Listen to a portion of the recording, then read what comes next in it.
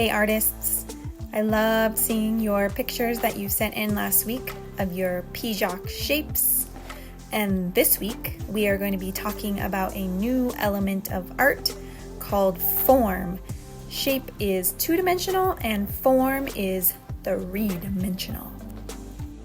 Before we talk about our artist this week and what we'll be doing with form, I want to go back to line and shape. So find a piece of paper, fold it into 4 parts. So fold it in half, fold it in half again. We're just making some sections here because I am going to have you draw something and then I want you to draw it in the box. Now I'm going to have you do a really quick drawing. These are like 10 seconds or less drawings because our goal is to gather just the shape of this figure we're going to draw. We're actually going to draw a person, a stick person. So I want you to start by drawing a stick person in your first box. And I just want this stick person standing there. So you only have like to the count of 10. Ready, go. Draw just a stick guy standing there. And give my little guy some feet. I always like to draw shoulders on my stick guy because it just helps me.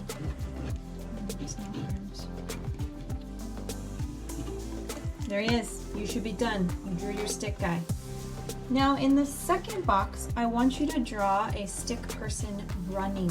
Think about how you can capture the pose of running with just some simple lines. You only have to the count of 10. Ready, go.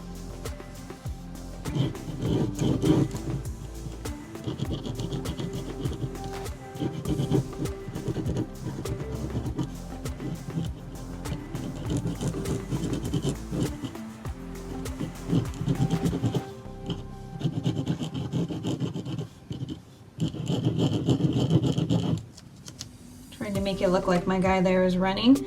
Get your person running. Here we go. We're just quickly warming up, getting some lines and shapes. The next person I want you to draw is someone who is sad. How can I draw a stick person that shows that they're sad? You have to the count of 10. Ready, go.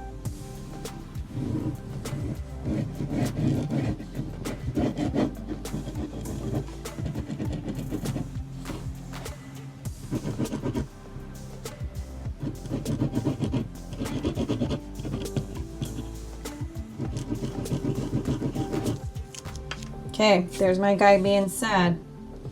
Okay, last but not least, I want you to draw a stick person doing whatever it is that you would like.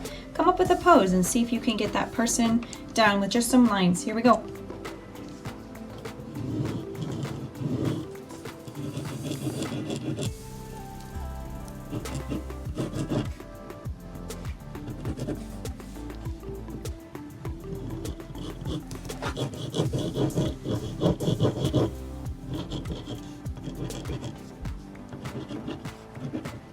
My person's doing the back bend, or maybe they're crawling on their hands and knees.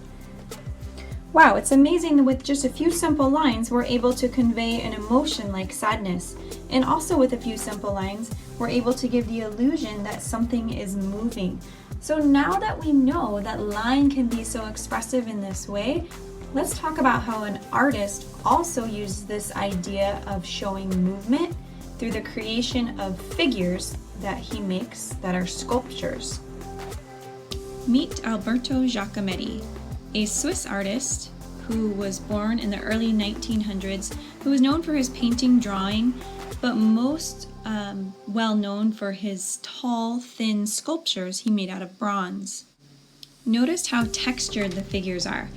Think about how the thin, elongated arms and legs of the people contrast with the type of metal that they're made with, which is really, really strong. What kinds of things do you think of when you look at these sculptures? See how he was able to capture movement with just some very basic lines and shapes? Giacometti made sculptures of animals too. Let's take our exploration of stick people and the inspiration from Giacometti to now create some metal people of our own. For this project, you will need a piece of tin foil, maybe about the size of a piece of paper-ish. Okay, if you do not have tin foil, keep watching the video and we will talk about plan B. So we have a piece of tin foil. You're also going to need a pair of scissors And you may want a marker to help us figure out what we're going to be doing to cut our tinfoil to turn it into a figure. So what I want you to do is, remember we have a rectangle because it's kind of like a piece of paper. I want you to rotate your tinfoil so that you're looking at one of your short sides. On this short side, we're going to be breaking it into 3 parts on this side in order to break it into the arm, the head, and the other arm. Let me show you what that looks like here. So what I want you to do with a marker, or what we're going to be cutting in just a second, is there's going to be a line that cuts here and a line that cuts here. If you mark it with a marker, that might be easier for you to remember, or I'll just show you where we're going to make the cuts. So we're going to have a line that we cut here, a line that we cut here. This is going to be the body of our sculpture, and then on the opposite side, so the arm, head, arm are here of my rectangle. The opposite side of that is where my legs are going to be. And there's going to be one line that I cut here to create the legs. So remember, this is a video that you can pause and rewind. I'm going to show you where to make the cuts, and then we'll walk through how to turn it into a person.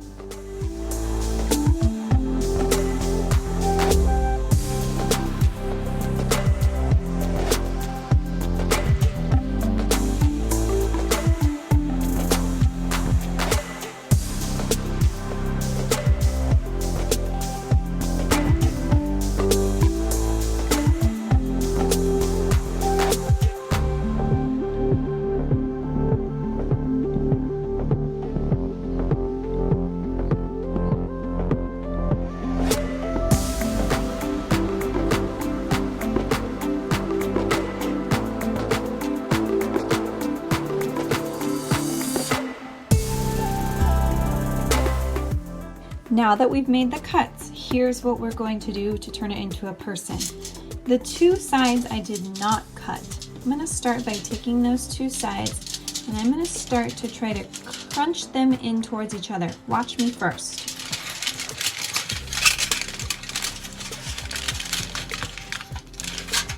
Now I want you to see what I created there. I pinched in the 2 sides, almost like where the waist would be. So what I can still see now is something that looks like a star.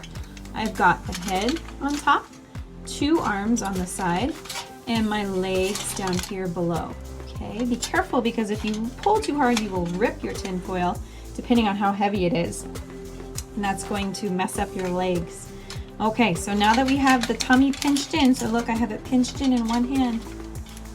Okay, I'm going to start with the head first, and I'm just going to take this head and I'm going to crumple it down into a little head. Pinch it down like a head. Now I'm going to take one of my arms and I'm going to push it towards the head. That will crunch it, because I want all of the metal to collapse and create that texture like Giacometti has. I don't want to just close it like that. It's too flimsy. So I'm going to crunch it in and elongate it to turn it into an arm.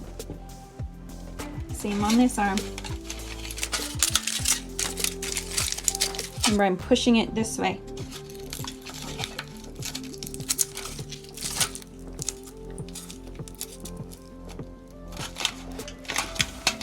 Okay, I'm starting to see my head and my arms here. Now it looks like I need to do my legs. Do the same thing. I'm going to kind of collapse the leg in and crunch it all towards the torso, the middle of the body. Now, Giacometti's sculptures had really long legs, so I'm trying to keep my legs as long as possible.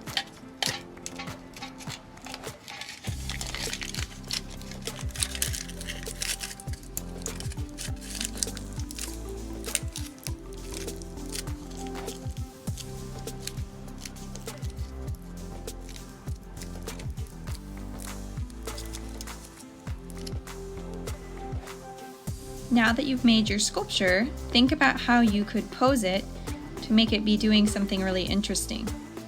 Experiment with taking a variety of photos of your figure in different poses. You may have to lean your sculpture up against a wall to get him or her to stand up, or you might have to put something heavy on the foot so that the person won't fall over. Maybe try replicating some of the poses from the stick figures that we started drawing. Maybe you want to create an animal sculpture like Giacometti did. In that case, you would be making 2 cuts on the top and then also 2 cuts on the bottom, so you end up with a total of 6 sections. Once you squeeze down those 6 sections, you're able to make lots of animals. I tried to make a dinosaur. Think about movement and emotion as you take a good photo of your character or your character interacting with other characters or with an animal. Remember, we're focusing on form. The tighter you pinch down your figures, the better they're going to stand up and more look like a sculpture. I have a great pose and a photo. Once I upload it to the activities section of Seesaw, you'll notice before you hit the green check mark, there is a microphone or these little quotation marks at the bottom. The quotation marks will add a comment, which is what I'd like you to do to tell me about your work, or you can make a recording instead telling me about making your figure, working with form, and what you are trying to show in your photo.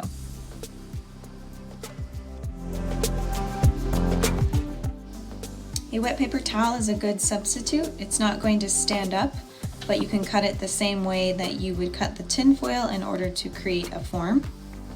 Using Play-Doh, clay, any wire that you have, or pipe cleaners will also be able to create form.